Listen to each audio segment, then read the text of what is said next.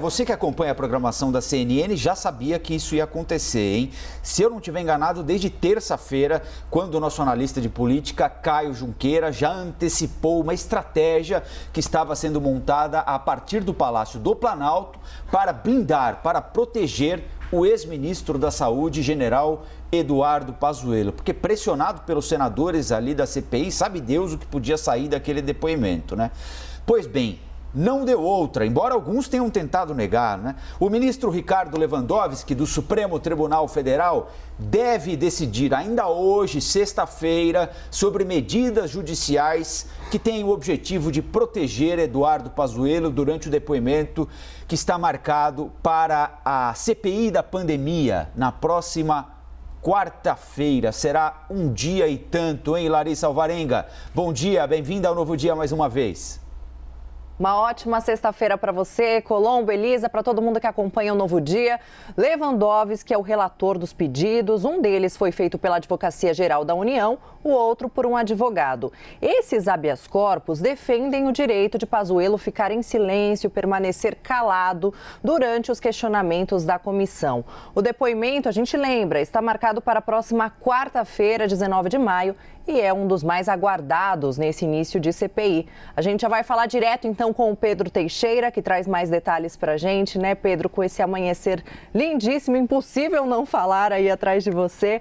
Uma ótima sexta-feira para você. O que a AGU alega para querer blindar o ex-ministro da Saúde? Conta para a gente. Tudo bem, Larissa? Um ótimo dia para você também, para todo mundo que nos acompanha aqui na CNN.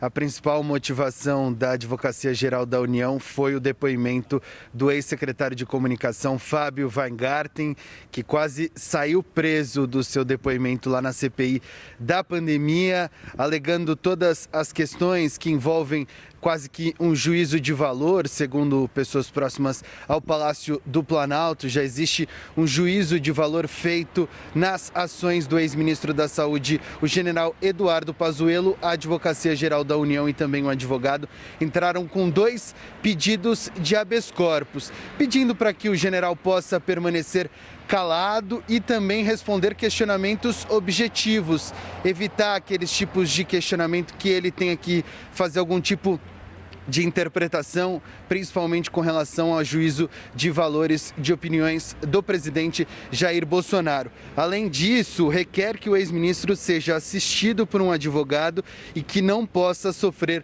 ameaça de prisão, fato que aconteceu com o ex-secretário de Comunicação, Fábio Weingarten, no seu depoimento na última quarta-feira. O ministro Ricardo Lewandowski, do Supremo Tribunal Federal, tem até o próximo dia 19, ou seja, até o dia do depoimento do ex-ministro da Saúde, general Eduardo Pazuello, para decidir, mas a expectativa é que o relator deste processo decida isso antes, ou seja, decida se de fato o ex-ministro da Saúde, general Eduardo Pazuello, vai obter esse habeas corpus para permanecer calado na CPI da pandemia. É um depoimento muito aguardado. O ex-ministro da Saúde permaneceu o maior tempo no cargo durante a pandemia, dos 3 ministros, agora 4 ministros do governo do presidente Jair Bolsonaro na pasta da saúde. A gente agora fica no aguardo da decisão do ministro Ricardo Lewandowski sobre este habeas corpus, que deve sair ainda nesta sexta-feira. Eu volto com vocês.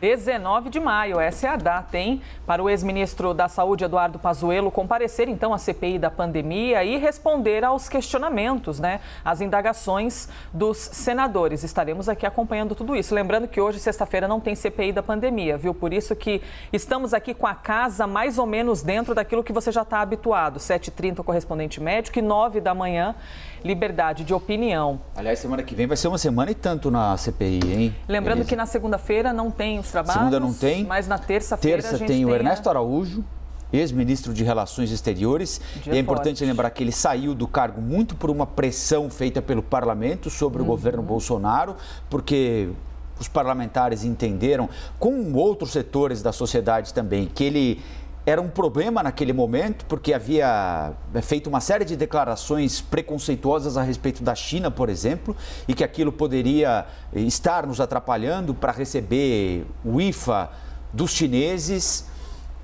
Foi tido como um inconveniente no posto. Ele vai ser ouvido na terça-feira. Na quarta, tem o depoimento do general Pazuello, ex-ministro da Saúde. E na quinta-feira, sabe quem vai depor? Lembre-nos, por favor. Capitã Cloroquina. Capitã Cloroquina. É uma médica... Doutora Nise? Que ocupa, a secretária de Gestão do Trabalho e Educação do Ministério da Saúde. O nome dela é doutora Mayra. Já vou achar o sobrenome dela aqui. Ela foi enviada pelo ministro Pazuello lá para Manaus poucos dias antes daquela crise que resultou num morticínio. Mayra Pinheiro, o nome da médica. Ela foi enviada para Manaus como integrante do Ministério da Saúde, lá para o Amazonas, para, junto de outros médicos, apresentar em postos de saúde do Amazonas o suposto e ineficiente para a Covid tratamento precoce. Ela é uma defensora do tratamento precoce, utilização de cloroquina, hidroxicloroquina, ivermectina, todos esses medicamentos que comprovadamente já não funcionam, mas por uma razão ou por outra, no futuro a gente vai saber quais, algumas pessoas continuam defendendo.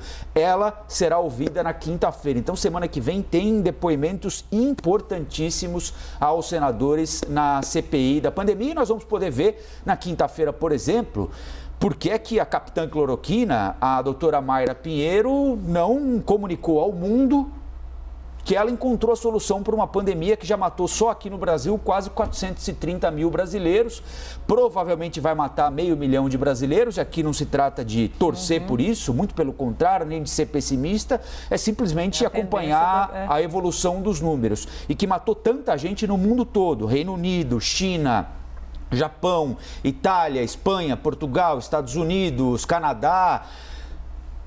Ela tem de explicar, né? Por que sabia da existência de um tratamento tão barato e não avisou o mundo que ela tinha saída para esse problema para o qual até hoje nós só temos uma saída, que é a vacina, né?